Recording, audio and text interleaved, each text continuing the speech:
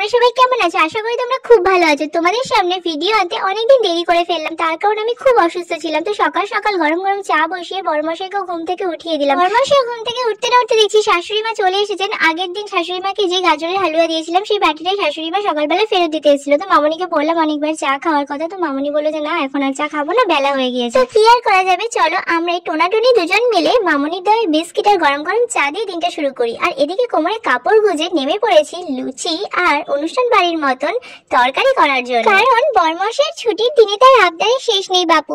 সে সকাল সকাল আবদার করেছে যে আজকে তার লুচি আর অনুষ্ঠান বাড়ির মতন তরকারি খেতে খুব ইচ্ছে করছে। দেখেছো বন্ধুরা, কথা বলতে বলতে আমার বউ কি সুন্দর ফুলকো ফুলকো লুচি বানাচ্ছে। তোমরা এরকম লুচি বানাতে পারবে? একদমই পারবে না, এটা শুধু আমার বউই পারবে। যারা যারা বলেছিল আমার বউ নাকি আমাকে রান্না করে খাওয়াতেই পারবে না, দেখেছো কি সুন্দর ফুলকো ফুলকো লুচি বানাচ্ছে।